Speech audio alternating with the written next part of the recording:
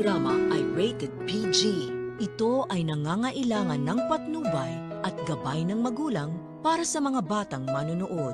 Mga bagay na dapat kang gawin at iwasan kapag nakapag-asa project ka. Dahil kung hindi, buhay mo naman ang mga nganib. Tara, palabasin mo ako dito! Sa pinakaabangan nating huling episode ng Stolen Life, ay mukhang pinapangatawan na nitong si Farah ang kanyang pagiging kidnapper.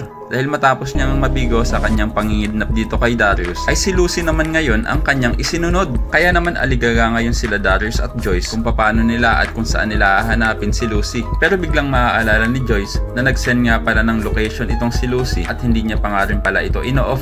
Kaya naman makakagawa ng paraan sila Darius at Joyce upang malocate ang pinagdala ni Farah kay Lucy. Yun nga lang, magkakaproblema itong si Darius dahil si Farah nga lang ang kanyang aabutan dun sa bodega at hindi nga siya binigyan ni Farah ng clue kung saan nito tinago si Lucy. Kaya naman kahit iika-ika pa ay uuwi siya ng bahay upang mag-isip ng paraan para matapos na ang kasamaan ni Farah sa kanilang pamilya. Kaya naman maiisipan na ni Darius na lumapit dito kay Apo Berta upang magpatulong siya na mag-astral projection. Pero dahil nga ito'y first time lamang ni Darius na gagawin, ay bibigyan siya ng mga tips ni Apo Berta at kailangan niya daw sundin ng mabuti ang mga bagay na kailangan niyang iwasan dahil kung hindi ay manganganib ang kanyang buhay. Samantala, kitang-kita naman ang kaaba-abang kalagayan nitong si Lucy dahil halos hindi na ito makahinga sa madilim at masikip na kwarto na pinagkulungan sa kanya ni Farah. Kaya naman malalaman natin kung ito na ba talaga ang katapusan ni Lucy o maaabutan pa siya doon ni Darius dahil napakapangit naman yata ng ending kung sakaling mamamatay ang ating mga bida at si Farah lamang ang matitira at mananaig. Kaya naman kung isa ka rin sa mga nag-enjoy sa buong season nitong